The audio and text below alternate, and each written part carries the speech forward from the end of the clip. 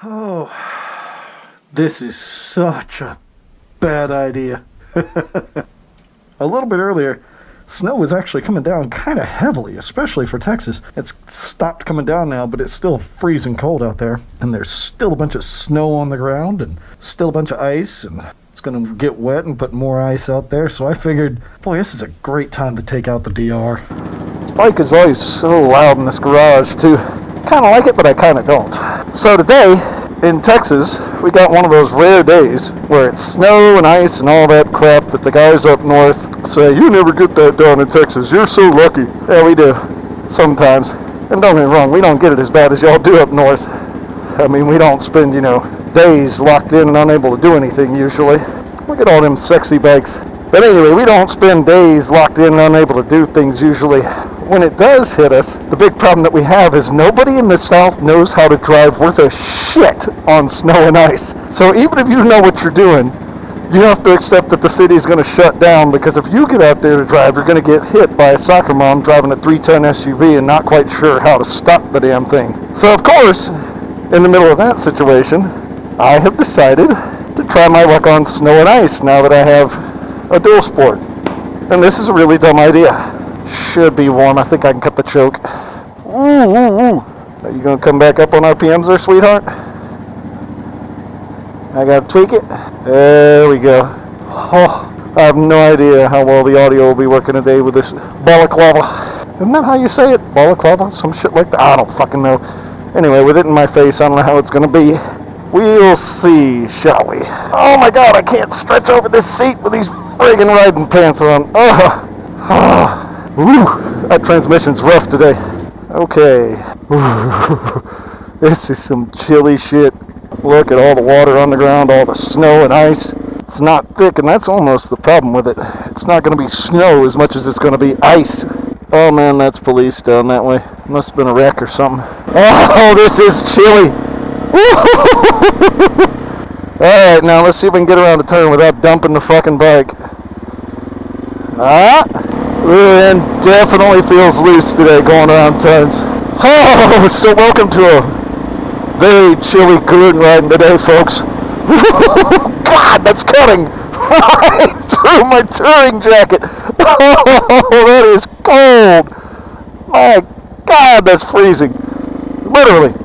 Whoa, whoa, whoa. Hey, I'm fine with drifting normally, but this stuff's really unpredictable and really slippery when it decides to let go. This is just such a bad idea. I'm not going to be out here for very long. My fingers are going to be frozen in like no time flat. Oh. Alright, let's see if I can get up in here and see what's going on. Oh, I got to hop a curb in this fuck. Oh, oh my god.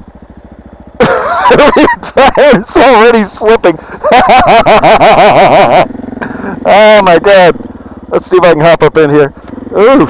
Oh man. So off-road isn't feeling too different so far, but that's because you don't normally have grip when you're off-road anyway, particularly when you're using these 80/20 dual sport tires. There we go. A little bit of slide in the tail. Woo! Yeah, there we go. I guess this is some kind of reservoir down here. Let's see if I can get down and actually get back out afterwards. There we go. I've never actually been down in here, despite it being one of the places I drive past a lot. There we go. Now we're getting tail out a little bit.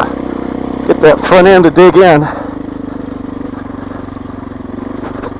Oop. That is bouncy. Yeah, that stock suspension on this thing from the factory is pretty bad, but this thing's old enough and hasn't had any work done on it in years. So the suspension is just sketchy as hell.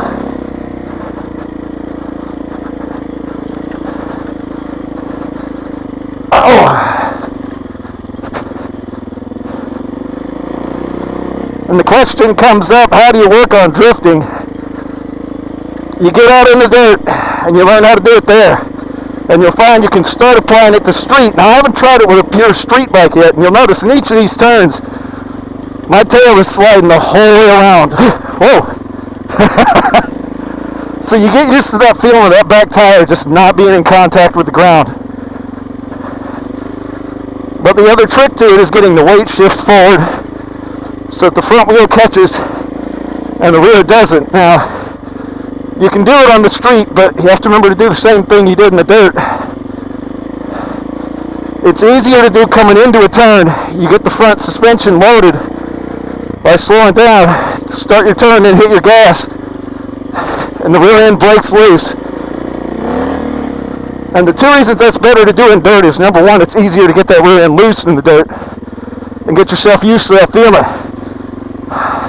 And number two is if you fuck up, the consequences aren't quite as dire as, oh shit, dropping on concrete's going to be.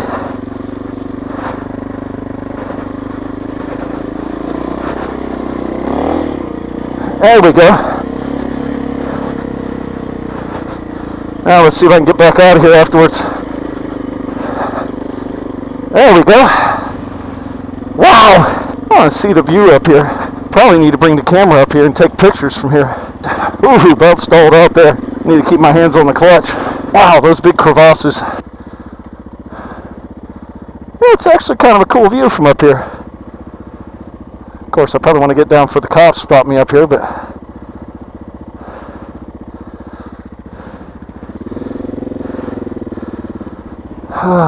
yeah, I need to bring the camera up and take a look sometime. It's kind of neat. Part of what you learn also about getting the bike to drift the tail a little bit is the weight shifts are a big thing. I'm not sure how much of it I'll be able to apply to a pure street bike. For the simple fact that on a dirt bike, it's really easy to go ahead and shift that weight with your hips.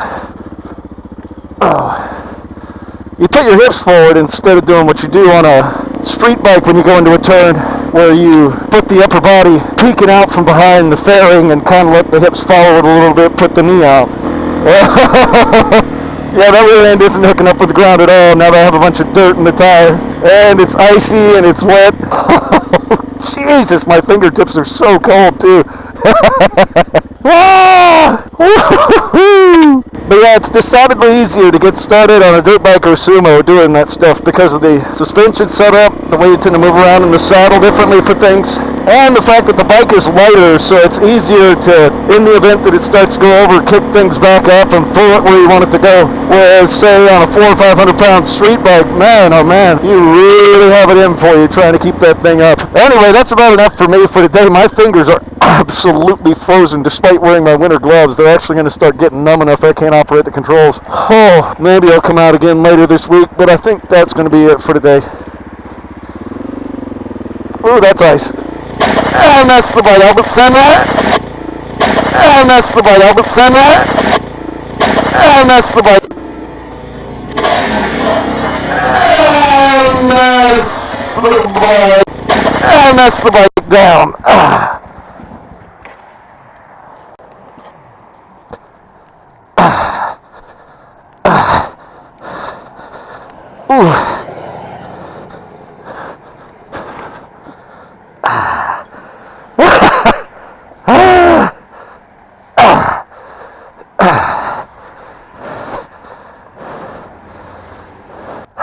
Okay. Let's see if it'll start. I'm fine. I'm fine. Yeah, it was just a small fall. It'll start. It'll be fine. Alright, let's get off the curb.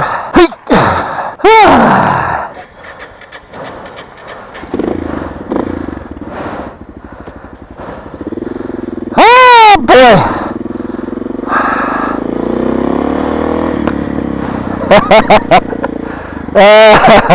Wow, that was certainly exciting. That's a dirt bike. They're designed for that shit. And I knew that would happen. Oh, man, my fingers are already just frozen as can be. Let's see, how bad does the damage from that look? So the damage looks like I scraped just the tip. Just the tip.